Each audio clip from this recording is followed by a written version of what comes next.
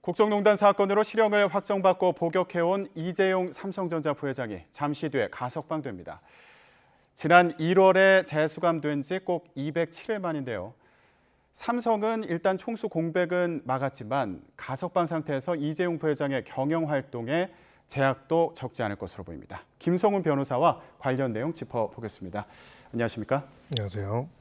네, 이재용 부회장 오늘 서울구치소에서 출소를 하는 겁니다. 그렇죠? 예, 10시에 예정이 되어 있는데 현장 분위기가 어떻게 예상되세요? 네, 굉장히 큰 사회적 논란이 벌어지고 있습니다. 당연히 사면을 해야 한다. 왜 수감했느냐 이렇게 요청하시는 분들도 있겠지만은 네. 또 한편으로는 가석방이라는 제도를 통해 가지고 이렇게 형기의 60%만 채운 상태에서 석방을 시키는 것이 과연 이런 경제 범죄에 대한 엄단과 이런 부분들에 대한 실효성을 제대로 확보할 수 있는 조치겠느냐라는 비판도 많이 있고요. 이런 사회적 논쟁이 굉장히 치열하게 벌어지고 있는 상황이기 때문에 아마 현장에서도 환영하는 입장과 또 이제 반대하는 입장에 시민들이 몰려 들어가지고 조금 네. 소란스러운 그런 상황이다라는 내용이 보도되고 있습니다. 네. 그러니까 오늘 가석방이 되는 인원들이 있는데 모두 서울구치소에 있는 건 또 아니지 않습니까? 그렇습니다. 예, 그러면 서울구치소에 있는 가석방 대상자들이 한 번에 다 같이 나오는 건가요? 어떻습니까? 네, 보통 이제 그 절차가 있습니다. 특히 두 가지 절차가 있는데요. 신원 확인 관련된 부분들이 있고요. 가석방이라는 거 말 그대로 이제 완전하게 형기가 끝나가지고 출소하는 것이 아니기 때문에 보호 관찰이 필수적으로 따라가게 됩니다. 그렇기 때문에 네네. 그런 부분에 대한 주의 사항에 대한 교육 그런 부분들을 거쳐가지고 나오기 때문에 일시에 수백 명이 같이 나오지는 않을 걸로 보이고요. 하지만 지금 이제 출소하는 사람들과 별개로 이재용 부회장 관련해서는 굉장히 이슈가 많다 보니까 네. 아무래도 이런 혼란을 피하기 위해서라도 가장 마지막에 나오지 않을까라는 그런 관측이 많은 상황입니다. 네. 이재용 삼성전자 부회장 오늘 가석방으로 출소하는데 그 출소하는 서울구치소 현장을 저희가 조금 전에 보여드렸는데 한번 보면서 얘기를 해볼까요? 네, 지금 굉장히 삼엄한 그 경비 태세를 보여주고 있는 것 같아요. 그렇습니다. 예, 현장이 좀 소란스럽지 않을까 싶은데 주변에서 가석방에 반대하는 그 단체들의 집회도 있지 않을까 싶어요. 그렇습니다. 이번 가석방 같은 경우에는 특히나 이제 좀 우리가 그동안에 특별 사면이라고 하죠. 소위 말해서 재벌 총수 등에 대해서 특사와 관련돼서 여러 가지 정치적인 논쟁과 논란들이 이뤄진 적은 많이 있었지만은 네. 그것이 앞에 가석방이 붙어서 이루어진 경우는 흔치는 않았습니다. 원칙적으로는 이제 가석방이라는 거는 특정한 정치적인 목적 혹은 사회적인 목적의 이유로 형을 면제해 주는 거랑 굉장히 본질적으로 다른 제도이기 때문이죠. 가석방 제도라는 건 기본적으로 과미를 피하는 것도 있고요. 또 형 집행 성적, 소위 말해서 모범 수이거나 재범의 위험성이 낮거나 피해자의 피해가 회복되거나 이런 경우들을 고려해가지고 이런 경우에 좀 조기 출소해가지고 정확하게 말해서는 나가서 자녀 형기를 살 수 있도록 해준 거라고 볼 수가 있습니다. 네. 그래서 보통 이런 제도이기 때문에 어떤 특정인들의 경제적 기여, 특정인에 대한 정치적인 고려 등을 토대로 해가지고 가석방이 이루어지는 것이 아니라 수많은 사람들을 대상으로 해서 일관적인 기준에 따라 가지고 이루어져야 하는 어떻게 보면 약간은 기계적으로 이루어지는 심사인데 이번에는 재벌 총수 그 중에서도 가장 중요한 역할을 담당하고 있는 이재용 부회장에 관해서 가석방이라는 제도를 통해 가지고 나옴으로써 이것이 어떻게 보면은 정치적인 책임과 비판과 논쟁물을 아예 피하는 방식으로 또 하나의 사면이 이루어진 것이 아닌가 그런 방식으로 해서 또 하나의 면죄부가 주어진 것이 아닌가라는 비판이 굉장히 크게 제기되고 있는 상황입니다. 네. 저희가 아까 취재기자 연결했을 때도 주변에서 굉장히 그런 소리들이 많이 들리더라고요. 아무래도 가석방에 반대하는 그런 입장을 가진 단체들의 목소리가 아닌가 싶었는데 보통 보면 이 가석방이 되는 경우가 형 집행률을 따지더라고요. 그렇습니다. 근데 이재용 부회장 같은 경우에는 60% 정도를 복역을 하지 않았습니까? 그렇습니다. 이게 통상적인 그런 상황에 비춰본다면 어느 정도입니까? 굉장히 이례적이다. 한마디로 말하면은 1% 이하의 확률이다라고 볼 수 있고요. 흥미로운 거는 이 가석방 이후에 직후에 두 가지 숫자를 발표를 해서 법무부가 이야기를 했습니다. 네. 하나는 67이라는 숫자고요. 하나는 244라는 숫자입니다. 네. 67이라는 숫자는 지금 이제 형이 확정이 돼서 형을 살고 있는 사람 중에서 나중에 현재 다른 재판을 받고 있는데 다른 재판에 피고인인데도 나온 사람이 2020년만 해도 67명이나 된다. 그래서 이례적이지 않다라는 이야기를 했고요. 또 하나는 이제 형 집행률이 그렇게 높지 않은 상황에서 80% 되지 않고 60% 정도인 사람에서 나온 사람이 지난 3년 동안 244명이나 된다라는 이야기를 하면서 그래서 이제 이 부분에 대해서 지금 나오고 있는 것 같아 보이네요. 예, 그런 상황이라고 이야기를 했는데요. 이것이 전체적인 모수라고 할 수 있죠. 모수를 기준으로 봤을 때는 좀 다른 기준이라고 볼 수 있습니다. 네, 지금 이재용 삼성전자 부회장이 내려오는 모습 보고 계십니다. 지금 10시가 조금 넘은 시간이거든요. 오늘 10시에 이제 가석방으로 출소를 할 거다 이렇게 예상이 돼 왔는데 생각보다 좀 일찍 나오는 것 같기도 하고요. 네. 예. 결국 이제 다른 수용자들과의 출소자들과의 소위 말해서 혼란을 피하기 위해서 맨 뒤에 나오냐, 맨 앞에 나오느냐의 이제 관점이었는데 아무래도 조금 조기에 이 부분들을 먼저 보낸 걸로 보입니다. 네.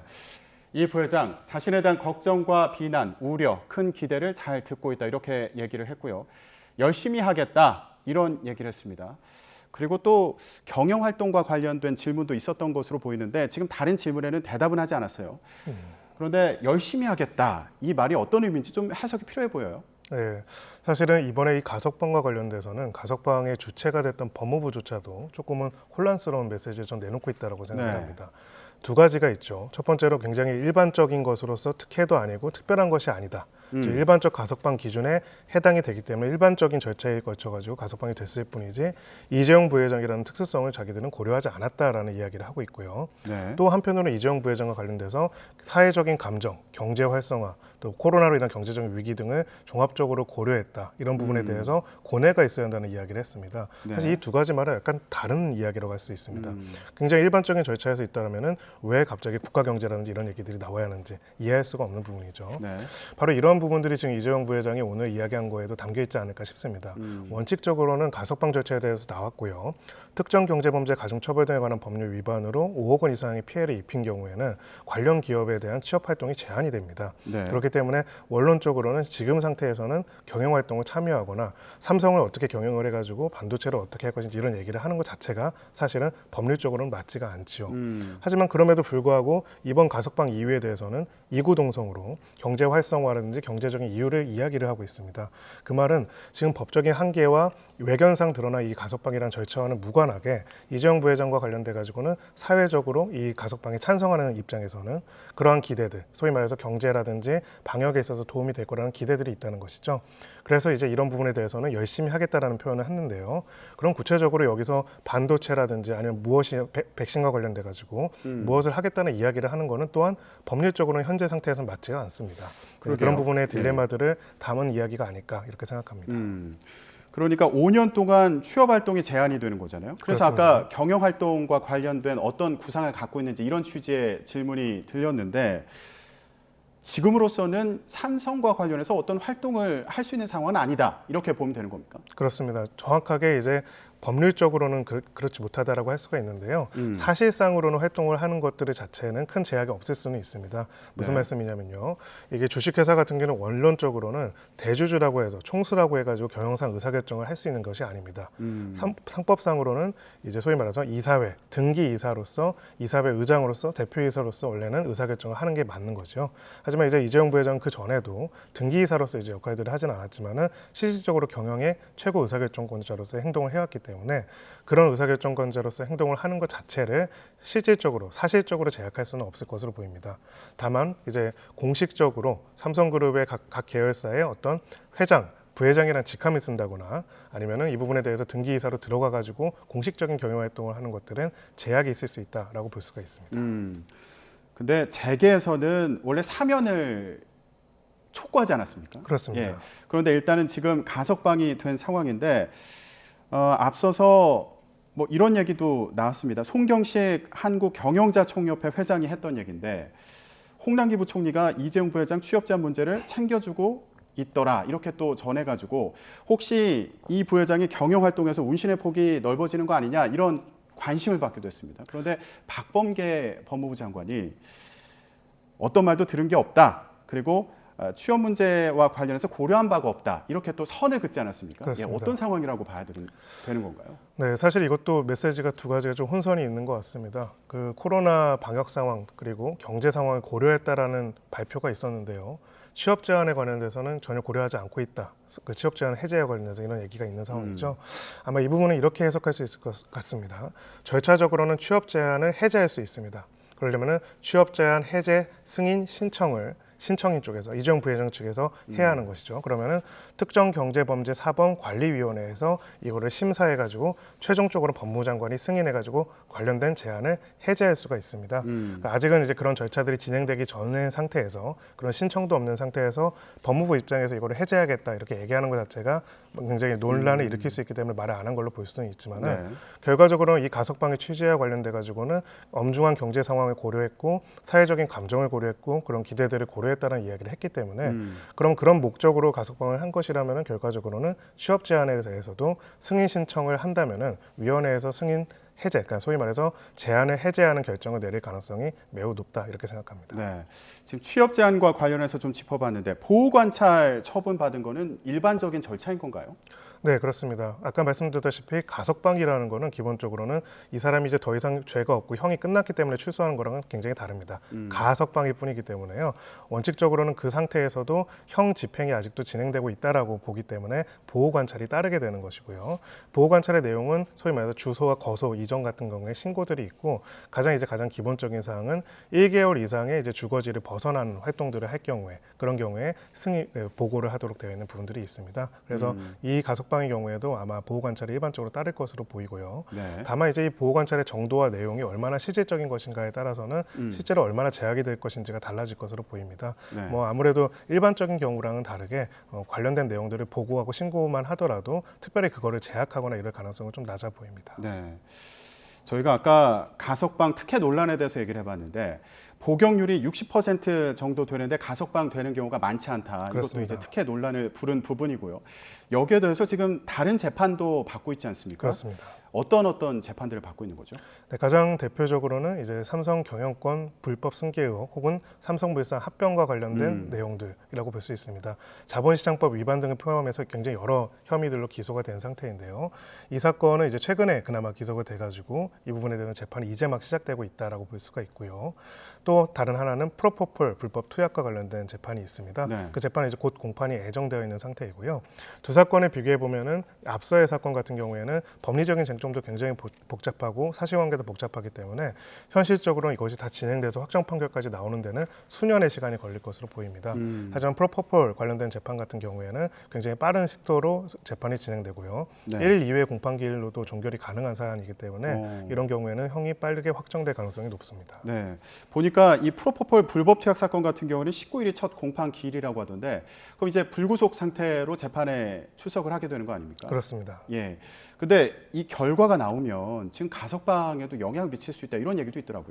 네, 지금 가석방과 관련된 규정에서는 바로 그 가석방의 실효라는 규정이 있습니다. 가석방이라는 건 임시로 놓아준 거기 때문에 특정한 사유가 될 경우에는 실효돼서 다시 돌아가야 하는 그런 규정이 있고요. 네. 현재 규정은 이렇게 되어 있습니다. 가석방 기간 중에 금고 이상의 형이 확정된 경우에는 가석방이 실효된다. 다만 과실범의 경우에, 과실로 인한 범죄인 경우에는 제외한다 이렇게 되어 있는데요. 이 부분이 또 형법이 관련된 규정이 개정이 됐습니다. 그래서 지금은 고의로 가석방 기간 중에 범죄를 범하여 형이 확정된 경우에는 이제 가석방이 실효된다라는 형태로 개정이 돼서 네. 12월, 그러니까 그 시행되기 전인 12월까지는 지금 말씀드린 구 규정이 적용이 되지만 그 이후에는 지금 개정된 이 규정이 적용될 것입니다. 네.